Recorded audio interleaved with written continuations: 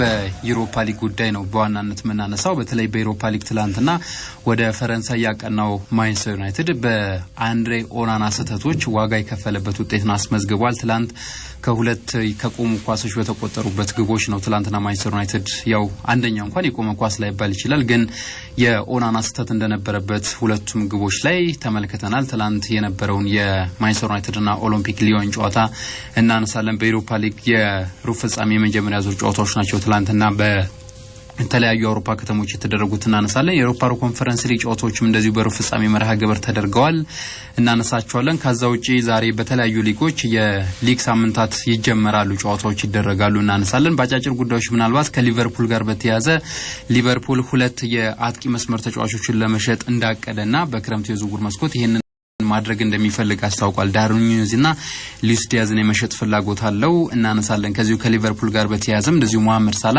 በሊቨርፑል ለመቆየት ስለመስማማት እየተነገረ ነው የሚገኘው። ኒውካስል ዩናይትድ ማቲያስ ኩናን ለማስፈረም እንደዚሁ ቅድ ስለመያዙ ተነግሯል። እነዚህን ጉዳዮች እንደ መንደርደሪያ አንስተን ወደ ተመልካቾቻችን እንቆያለን። የዩሮፓ ሊግ የሩብ ፍጻሜ የመጀመሪያ ጨዋታ ትላንትና ተደርጓል በተለያዩ የአውሮፓ ከተሞች። ትላንት በፈረንሳይ ሊዮን ከማንቸስተር ዩናይትድ ያደረገው ጨዋታ 2-2 በሆናቸው ውጤት ተጠናቋል።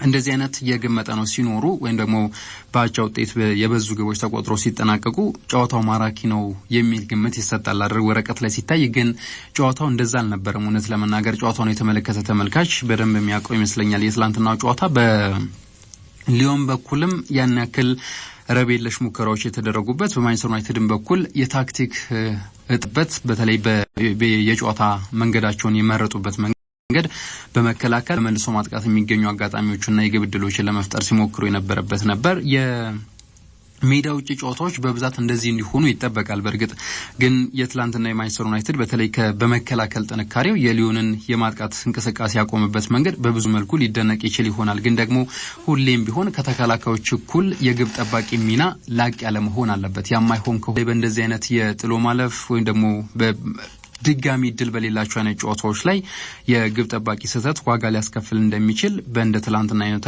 ጨዋታ ምሳሌ ሊሆን የሚችልበት እድል ይኖራል ብዬ አስባለሁ። ትላንትና የኦናና የመጀመሪያ ግብ የተቆጠረበት መንገድ እና የማንቸስተር ዩናይትድ ላይ የመጀመሪያው ቆጠራት ግብ የኦናናን ድክመት በደንብ ግልጽ አድርጋ መታሳይ ይመስለኛል። እንግዲህ ግብ ሲቆጠርበት ማንቸስተር ዩናይትድ የመከላከል ጥንካሬውም ጥያቄ ሊነሳበት የሚችል ይሆናል። ግን ደግሞ ኦናና በእንደዚህ አይነት ፕሮፌሽናል በእንደዚህ አይነት ትልቅ ክለብ ውስጥ የሚጫወትም ወይም ደግሞ የሰዓት አጠባበቁ ታይሚንጉ ልክ እንዳልነበር በትላንትና ጨዋታ ላይ ይሄ ግብ ሲቆጠር ተመልክቻለሁ። ከዛ ውጪ ሌኖ ዮሮ 45ኛው ደቂቃ ተጠናቆ በተጨማሪ ደቂቃ ማንቸስተር ዩናይትድን አቻ አድርጎ ጨዋታው በእንደዚህ አይነት መልኩ ነበር ወደ መልበሻ ክፍል ያመራው። በተመሳሳይ ከመልበሻ ክፍል መልስ በሁለተኛው 45 አንዳንድ ግቦች ሁለቱም አስቆጥረው 2-2 በሆናቸው ውጤት ተጠናቋል። ሪያን ሼርኪ 95ኛው ደቂቃ ላይ 90 ደቂቃው ተጠናቆ በተጨማሪ ደቂቃ ለሊዮን ግብ አስቆጥሯል። ከዛ ቀደም ብሎ ጆሹዋ ዚርኬዚ 88ኛው ላይ ተቀይሮ ገብቶ የማንቸስተር ዩናይትድን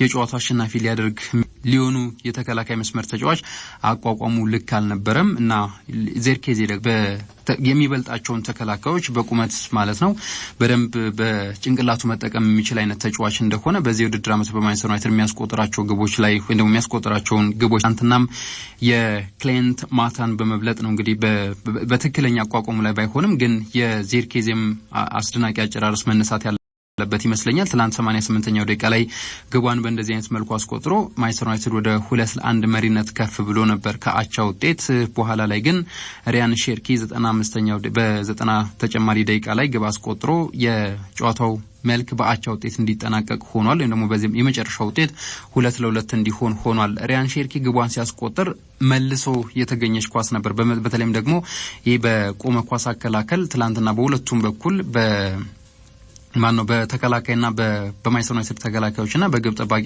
ኦናና መካከል የነበረው የመከላከል መናበብ ክፍተት እንደነበረበት የትላንትናው የሁለተኛው ግብ የሪያን ሼርኪ ግብ አንደኛው ምስክር ልትሆን ትችላለች።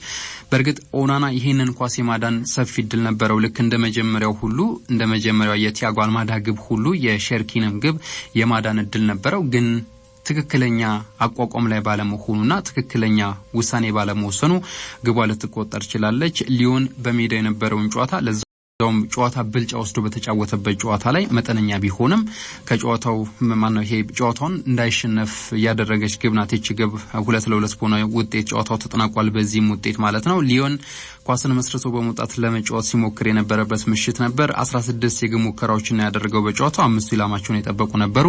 55% የኳስ ቁጥጥር ብልጫ እንደነበር በጨዋታው ተመልክተናል። ማንቸስተር ዩናይትድ ቀደም ሲል እንዳነሳውት ነው በጥብቅ መከላከል ከዛ ውጪ የተጋጣሚ ተጫዋቾች የሚሰሯቸው ስህተቶች በመልሶ ማጥቃት ለመሞከርና ያንን የግብ ዕድል ለመፍጠር ሲሞክር የነበረበት ምሽት ነበር። 13 ሙከራዎችን አድርጓል። 5 ኢላማ የጠበቀ ሙከራ ነው ልክ እንደ ባለሜዳው ኦሎምፒክ ሊዮን ሁላ ማንቸስተር ዩናይትድ ማድረግ የቻለው። በዚህ የጨዋታ ሁኔታ ወይ ደግሞ በምሽቱ ጨዋታ ላይ ምናልባት በመሃል ተከላካይነት ሌኒዮ ዮሮና ማጓየር ነው ሮቢን አሞሪም አጣምሮ ወደ ሜዳ የገቡት። ከዛ ውጪ በቀኝና ግራ መስመር ላይ ዳሎና ዶርጉ ናቸው በተከላካይ መስመር ላይ ተሰልፈው የተመለከትናቸው። ከነሱ ፊት ለፊት ካስሜሮና ኡጋርቲ ነበሩ። በአጥቂ አማካይ ላይ ብሩኖ ፈርናንዴዝና ጋርናቾ ነበሩ። ሆይሎን በተለይ እኔ በግሌ ብዙ ለማንቸስተር ዩናይትድ ይመጥናል ብዬ ማላስበው ያጥቂ መስመር ተጫዋች ትላንትና ምንም ማድረግና ምንም መፍጠር ሳይችል በጨዋታው የተቀይሮ ወጥቷል። ጆሹዋ ዝርኪዚ ግን በሱ ተቀይሮ የገባው ተጫዋች ማንቸስተር ዩናይትድ ቢያንስ ከሜዳው ውጪ ባደረገው ጨዋታ እንዳይሸነፍ ያገዘችውን ያቻነት ግብ ያስቆጠረ ተጫዋች ነው። እንግዲህ ከጨዋታው መጠናቀቅ በኋላ ሮበን አሞሪም አስተያየት ሰጥቶ ነበር። ከጨዋታ መሻሻሎችን እያሳየን ነው የምንገኘው፣ ግን የጎል ማስቆጠር አፈጻጸማችን ሊስተካከል ይገባል የሚል ሐሳብ አንስቷል። እኔም ይሄን ሐሳብ እጋራለሁ። ምክንያቱም ማንቸስተር ዩናይትድ አሁን በእያንዳንዱ የጨዋታ የእንቅስቃሴ ላይ ጥብቅ የሆነ መከላከል እንደሚተገብርና ያም እየተሳካለት እንዳለ እየተመለከተ ነው የምንገኘው። ግን ደግሞ ጥብቅ መከላከል ሁሌም ቢሆን ውጤታማ ሊያደርግ አይችልም። ግን ማስቆጠር ይጠበቃል። በቀጣይ ይሄንን የሚያስተካክል ከሆነ በሮበን አሞሪም ስር ማንቸስተር ዩናይትድ በደንብ መሻሻል እንደሚችልና ወደ ተፎካካሪነት መመለስ እንደሚችል በትላንትና ምሽቱም ጨዋታ ያሳየበት መርሃ ግብር ነው። ከሳምንት በኋላ ኦልትራፎርድ ላይ በሚደረገው ጨዋታ አሸናፊው ክለብ ግማሽ ፍጻሜውን የሚቀላቀል ነው የሚሆነው። ቶትናም ከፍራንክፈርት ያደረገው ጨዋታ 1-1 በሆናቸው ውጤት ተጠናቋል። በአውሮፓ ሊግ ሩብ ፍጻሜ መጀመሪያ ጨዋታ ፔድሮ ፖሮ 26ኛው ደቂቃ ላይ ለቶትናም ግብ አስቆጥሯል። ሄጎ ኤኪቲኬ ነው 6ኛው ደቂቃ ላይ ጨዋታው በተጀመረ የመጀመሪያዎቹ ደቂቃዎች ላይ ለፍራንክፈርት ለጀርመኑ ክለብ ግቧን ያስቆጠረው። በጨዋታው ቶትናም 6 ኢላማቸውን የጠበቁ ሙከራዎችን አድርጎ ነበር። 57% የኳስ ቁጥጥር እንደነበረው ተመልክተናል። ፍራንክፈርት 2 ኢላማቸውን የጠበቁ ሙከራዎችን ያደረገው ከሜዳው ውጪ ስለሆነ የበዛ ጥንቃቄን አድርጎ ሲጫወት ተመልክተናል። ቦዶ ግሊምት የኖርዌይ ክለብ በሜዳው ላዚዮን ገጥሞ ነበር። 2-0 ውጤት አሸንፏል። ኦልሄክ ሳንሴንት ነው ሁለቱንም ግቦች ያስቆጠረው። 47ኛውና 69ኛው ደቂቃ ላይ ግቦችን አስቆጥሯል። ቦዶ ግሊምት የግብ ዕድል በመፍጠር እንደዚህም ኳስን በመቆጣጠር ከተጋጣሚው ላዚዮ የተሻለ ክለብ እንደነበር በምሽቱ ጨዋታ ተመልክተናል። ሬንጀርስ ከአትሌቲክ ቢልባኦ ያደረጉት ጨዋታ ግብ ሳይቆጠርበት ባዶ በሆነ አቻ ውጤት ነው የተጠናቀቀው። ምናልባት የስኮትላንዱ ክለብ ገና በ13ኛው ደቂቃ ላይ ሮበን ፕሮፔ የተባለ ተጫዋቹን በቀይ ካርድ አቶ ነው እንግዲህ ቀሪዎቹን ከ70 በላይ ደቂቃዎች በጎዶሎ ተጫዋች እንደሞ በ10 ተጫዋች ለመጫወት የተገደደው። በአውሮፓ ኮንፈረንስ ሊግ እንደዚሁ ሩብ ፍጻሜ ጨዋታዎች ተደርገው ነበር። ወደ ፖላንድ አቅንቶ ሌጋ ቫርሳቭን የገጠመው ቼልሲ 3-0 ውጤት አሸንፏል። ታይረን ጆርጅ 49ኛው ደቂቃ ላይ ይሄ የአካዳሚ ወጣት ተጫዋች ነው፣ 19 ዓመት ተጫዋች ነው። ትላንትና ግብ አስቆጥሯል ቼልሲ። ከዛ ውጪ ኑኖ ማዱኬ ነው 2 ግቦች አስቆጥረው በጨዋታው 57ኛውና 74ኛው ደቂቃ ላይ 2 ግቦችን አስቆጥሯል። ፊዮሬንቲና ከሴልጂን ያደረጉት ጨዋታ ከስሎቫኒያው ክለብ ጋር ያደረገውን ጨዋታ ፊዮሬንቲና ከሜዳው ውጪ 2-1 በሆነ ውጤት አሸንፏል። የዩሮፓ ኮንፈረንስ ሊግ የመልስ ጨዋታዎችም እንደዚሁ በቀጣይ ሳምንት የሚደረጉ ይሆናል። አጫጭር ጉዳዮችን በተወሰነ መልኩ ለማንሳት የሊቨርፑል ቀዳሚ ጉዳያችን ነው የሚሆነው። ሊቨርፑል በመጪው የክረምት የዝውውር መስኮት ተጫዋቾችን ለመሸጥ ስለመዘጋጀቱ የተነገረ ነው የሚገኘው። በተለይ በሊቨርፑል እምብዛም ያልተወደደውንና የታሰበውን ያክል ውጤታማ ያልሆነውን የኡራጋይ የአጥቂ መስመር ተጫዋች ዳርዊን ኑኔዝን ለመሸጥ ከዚህ ቀደምም እንዳሰበ ተመልክተን ነበር። ሉዊስ ዲያዝ ሌላኛው ኮሎምቢያዊ ተጫዋች በሊቨርፑል በቀጣይ ሊሸጥ የሚችል ተጫዋች እንደሆነ እየተነገረ ነው የሚገኘው። እነዚህን 2 ተጫዋቾች መሸጥ ይፈልጋል። በተለይ ሉዊስ ዲያዝ በበርካታ የሳውዲ አረቢያ ክለቦች ይፈልጋል እና ከወዲሁ ተጫዋቹን ለገበያ ለማቅረብ እንደዚሁ ሊቨርፑል ዝግጅት እያደረገ እንደሆነ ነው የተሰማ የሚገኘው። ከሁለቱ ተጫዋቾች ሽያጭ እስከ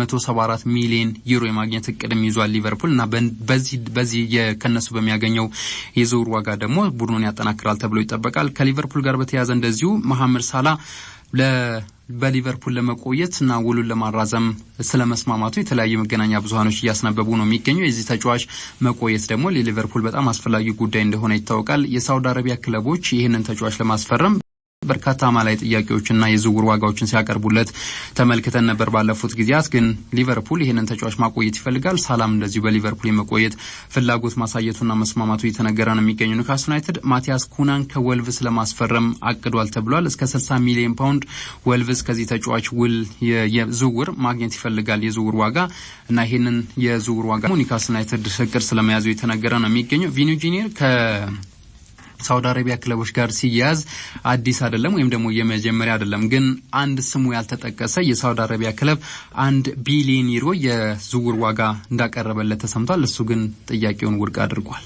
የኢትዮጵያ ፕሪሚየር ሊግ 24ኛ ሳምንት የመጨረሻ ቀን ጨዋታዎች ትላንትና ተደርገው የ24ኛ ሳምንት መርሃ ግብር ተጠናቋል። ትላንትና ሁለት ጨዋታዎች ናቸው በመርሃ ግብሩ የተደረጉት። ባህር ዳር ከተማ ከኢትዮጵያ ቡና ያደረጉት ጨዋታ በባህር ዳር ከተማ 2-2 አሸናፊነት ተጠናቋል። ቸርነት ጉግስ 10ኛው ደቂቃ ላይ እንደዚሁም ፍጹም አለሙ 7ኛው ደቂቃ ላይ ግቦቹን አስቆጥረዋል ለባህር ዳር። ኢትዮጵያ ቡና ከተከታታይ ድሎች በኋላ ነው ትላንትና ነጥብ የጣለው። እንደውም የሰሞናኛ የኢትዮጵያ ቡና አቋም ለዋንጫ ፉክክር እንያበቃውና እዛ ድረስ ከፍ ያደረገው እንደነበር ተመልክተናል። ትላንትና ግን በባህር ዳር ከተማ 2-2 ውጤት ተሸንፏል። በ36 ነጥብ ወደ 4ኛ ደረጃ ዝቅ ብሏል። ቀደም ብሎ 3ኛ ደረጃ ላይ ይገኝ እንደነበር ይታወቃል። ትላንት መሸነፉን ተከትሎ ኢትዮጵያ ቡና ወደ 1 ደረጃ ዝቅ ብሎ ወደ 4ኛ ደረጃ ዝቅ ያለበት ውጤት ሆኗል። ባህር ዳር ከተማ የአመቱን 10ኛ ድል ነው ትላንትና ያሳካው በኢትዮጵያ ቡና ላይ ነጥቡን 39 አድርሷል እና 2ኛ ደረጃን ከወላይታ ዲቻ የተረከበ ሆኗል። ትላንትና እነዚህ ሁለት ክለቦች ሲገናኙ አሸናፊው ክለብ ሁለተኛ እንደሚሆንና የዋንጫ ፉክክር ውስጥ መቆየት እንደሚችል በትላንትናው ቀደም ብሎ ከጨዋታው አስቀድሞ የሚታወቅ ውጤት ነበር። አሸናፊ የሚሆነው ክለብ ያንን ማድረግ እንደሚችል እና ትላንትና ባህር ዳር ከተማ ማሸነፉን ተከትሎ ወደ ሁለተኛ ደረጃ ከፍ ያለበትን እና ድጋሚ ወደ ዋንጫ ፉክክር የተመለሰበትን ውጤት አስመዝግቧል። በሳምንቱ ኢትዮጵያ መድንም ነጥብ መጣሉን ተከትሎ ማለት ነው። አሰልጣኝ ደጋረገ ይግዛው የባህር ዳር ከተማ አሰልጣኝ ከጨዋታው በኋላ አስተያየታቸውን ሰጥተው ነበር። ጠንካራ ጨዋታ ነበር። ያገኘናቸውን እድሎች ለመጠቀም በመጠቀማችን ጨዋታዎችን አሸንፈናል ወይም ደግሞ የትላንትናውን ጨዋታ አሸንፈናል። ከዚህ ቀደም በነበሩን ጨዋታዎች ላይ በተለይ ያለቀላቸው የግብ አጋጣሚዎችን እንፈጥራለን፣ ግን አጠቃቀማችን ክፍተት ነበረበት የሚል ስተዋል። ትላንትና ግን ያንን በማድረጋችንና በተለይ ካለፉት ጊዜያት መማራችን በጠንካራው ጎናል ያንን ለማስቻል እንዲያግዘን አድርጓል የሚል ሐሳባቸውን አንስተዋል። የኢትዮጵያ ቡና አሰልጣኝ ነጻነት ክብሬም እንደዚሁ ግብ አስቆጥረን ግብ ከተቆጠረብን በኋላ ያንን ምላሽ ለመስጠት ወይም ደግሞ የተቆጠረብንን ሂደት ለማካካስ የሄድንበት ርቀት ደካማ ነበር። ለዚህ ኃላፊነቱን እኔ ወስዳለሁ። በተለይ ከጨዋታው አስቀድሞ የአስተላለፍ ጥያቄዎችም ነበሩ በኢትዮጵያ ቡና በኩል በተለይ ጉዳት ላይ የነበሩ ተጫዋቾች በዚህ ጨዋታ ላይ አስተላለፍ ውስጥ ገብተው ተመልክተናቸዋል እና ይሄ አሰልጣኙ ውሳኔም ዋጋ እንዳስከፈለ የሚያነሱ ሰዎች ነበሩ እና እሳቸውም ከጨዋታው በኋላ ይሄንኑ ሐሳቡን ያጠናከሩት ኃላፊነቱን ይወስዳለው። በተለይ ግብ ከተቆጠረብን በኋላ ለመረጋጋት ክፍተት ነበረብን። እንደ አሰልጣኝ በጨዋታው ተሰርቻለሁ የሚል ሐሳብ አንስተዋል። አርባ ምንጭ ከተማ ከኢትዮጵያ ንግድ ባንክ ያደረጉት ጨዋታ 1-1 በሆናቸው ውጤት ነው የተጠናቀቀው። ታምራት ኢያሱ 41ኛው ደቂቃ ላይ ለአርባ ምንጭ ከተማ ግቧን አስቆጥሯል። ኢትዮጵያ ንግድ ባንክን ያቻነት ግብ ደግሞ እንደዚሁ ዳዊት ዮሐንስ ነው 60ኛው ደቂቃ ላይ ያስቆጠረው። ታምራት ኢያሱ የአርባ ምንጭ ከተማ አካባቢው እንደው የአርባ ምንጭ አካባቢ ተወላጅ እንደሆነ ይታወቃል። ባለፈው የውድድር ዓመት በነገሌ አርሲ የከፍተኛ ሊግ ተሳትፎ በጣም አስደናቂ ጊዜን ያሳለፈ ተጫዋች ነበር። በዛ ብቃቱ በርካታ ፕሪሚየር ሊጉ ክለብ ተሳታፊዎች ሲፈልጉት እንደነበር ይታወሳልና በመጨረሻም ቅዱስ ጊዮርጊስን እንደተቀላቀለ እናስታውሳለን። ግን በቅዱስ ጊዮርጊስ ያንን የከፍተኛ ሊጉን የአርሲ ነገሌውን ታምራትን ያየን አልነበረም እና ባለፈው በውድድር ዓመቱ አጋማሽ ወደ አርባ ምንጭ ከተማ ወዳደገበት አካባቢ አምርቶ ለአርባ ምንጭ ከተማ እየተጫወተ ነው የሚገኘው። በዛ በአርባ ምንጭ ከተማ አሁን በጣም ጥሩ ጊዜን ያሳለፈ ያለ ተጫዋች ነው። ባለፉት ተከታታይ ጨዋታዎች ላይ ግብ የማስቆጠር እንደዚሁም ያለቀላቸው የግብ ድሎችን በመፍጠር ቡድኑን እያገዘ ነው የሚገኘው። ትላንትናም ከኢትዮጵያ ንግድ ባንክ ጋር በነበረው ጨዋታ ቢያንስ ክለቡ ከጨዋታው 1 ነጥብ እንዲያገኝ ያገዘውን ግብ ያስቆጠረው ተጫዋች ታምራት ኢያሱ ነው። ባለፉት 5 ጨዋታዎች አርባ ምንጭ ከተማ ሁለተኛ ተከታታይ ያቻ ውጤቱን ነው ያስመዘገበውና በ35 ነጥብ 5ኛ ደረጃ ላይ ተቀምጧል። የኢትዮጵያ ንግድ ባንክ እንግዲህ ሻምፒዮን ክለብ ነው፣ ግን ወጥ አቋም ለማሳየት በእጅጉ የተቸገረ ክለብ ይመስላል። ዘንድሮ በ32 ነጥቦች አሉት እና 9ኛ ደረጃ ላይ ነው በነበረበት የቆየው። ባለፉት 5 ጨዋታዎች እሱም እንደ ተጋጣሚ የሚገኘው አርባ ምንጭ ሁላ ተከታታይ ሁለተኛቸው ውጤት ነው ያስመዘገበው። ኢትዮጵያ ፕሪሚየር ሊግ በዚህ በ24ኛ ሳምንት ጨዋታዎች ካደረጋቸው 4 ጨዋታዎች ናቸው በመሸናነፍ የተጠናቀቁት። 5 ጨዋታዎች ባቻ ውጤት ያለቁ ናቸው። እንግዲህ በብዛት የኢትዮጵያ ፕሪሚየር ሊግ ግብ ማይቆጠርበት አይነት ሊግ እየተባለ አይደል በዚህ በ24ኛ ሳምንቱም ያንን ያስመለክተን 15 ግቦች ብቻ ናቸው በዚህ በ9 ጨዋታዎች የተቆጠሩትና ሁለት ጨዋታዎች ያለ ግብ የተጠናቀቁ ናቸው። ቀደም ሲል እንዳነሳው ደግሞ 4 ጨዋታዎች በመሸናነፍ እንደዚሁ 5 ጨዋታዎች ባቻ ውጤት የተጠናቀቁ ናቸው። ሊጉ የ24ኛ ሳምንቱን በዚህ መልኩ አጠናቋል። የ25ኛ ሳምንት የፊታችን እሁድ ጀምሮ የሚደረግ ነው የሚሆነው። የኢትዮጵያ ሴቶች ፕሪሚየር ሊግ የ20ኛ ሳምንት የመጨረሻ ቀን ጨዋታዎችም ትላንትና ተደርገው ነበር። ኢትዮጵያ ንግድ ባንክ ያው ሴቶቹ በጣም አስደናቂ ክለብ እንደሆነ ይታወቃል። ለተከታታይ 4ኛ ጊዜ የሊጉ ሻምፒዮን መሆን የሚችልበት በአጠቃላይ ደግሞ በሊጉ 8ኛ ሻምፒዮን መሆን የሚችልበት እድል ያለ ይመስላል። ትላንትናም የቂርቆስ ክፍለ ከተማን 3-0 ማሸነፉን ተከትሎ በ20ኛ ሳምንት የሊጉ የመጨረሻ ቀን ጨዋታ መሳይ ተመስገን 24ኛውና 88ኛው ደቂቃ የሻምፒዮኖቹን ክለብ ግቦች ያስቆጠረች ተጫዋች ናት። ከዛው ውጪ ሐሳቤ ሙሶና ተጨማሪዋን 3ኛ ግብ ለኢትዮጵያ ንግድ ባንክ አስቆጥራ ቂርቆስ ክፍለ ከተማን ኢትዮጵያ ንግድ ባንክ 3-0 በሆነ ውጤት ያሸነፈው ኢትዮጵያ ንግድ ባንክ በ50 ነጥብ የሊግ መሪነቱን አጠናክሮ ቀጥሏል። ከተከታዩ ሐዋሳ ከተማ ጋር የ10 ነጥብ ልዩነት ነው ያለውና በእንደዚህ አይነት የነጥብ ልዩነት እንግዲህ ከዚህ ተንሸራቶ ዋንጫውን ያጣል የሚል ስጋት አይኖርም። በጠንካራ አቋም ላይ የሚገኝ ክለብ ነው። ያለፉትን 3 ተከታታይ ዓመታት የሊጉ ሻምፒዮን የሆነ ክለብ ነውና አሁን ለሻምፒዮንነት ከተከታዮቹ የበለጠ የቀረበና ለተከታታይ 4ኛ ጊዜ የሊጉ አሸናፊ መሆን የሚችልበት እድል ያለ ይመስላል። ቂርቆስ ክፍለ ከተማ በ14 ነጥብ 13ኛ ስፍራ ላይ ወይም ደግሞ ወራጅ ቀጠና ውስጥ የሚገኝ ክለብ ነው። ሲዳማ ቡና ከመቻል ያደረጉት ሌላኛው የትላንትና የኢትዮጵያ ሴቶች ፕሪሚየር ሊግ የ20ኛ ሳምንት የጨዋታ ዳዊት እንደዚሁ ዳግማዊ ሰለሞን ለሲዳማ ቡናና ትዕግስት ወርቁ ለመቻል ባስቆጠሯቸው ግቦች 1-1 በሆነ አቻ ውጤት ነው የተጠናቀቀው። ሲዳማ ቡና 35 ነጥቦች አሉት 4ኛ ስፍራ ላይ ነው የሚገኘው። መቻል በ32 ነጥብ 7ኛ ስፍራ ላይ ተቀምጧል። የሊጉ የ21ኛ ሳምንት መርሃ ግብር ከቀጣይ እሁድ ጀምሮ የሚደረግ ነው የሚሆነው።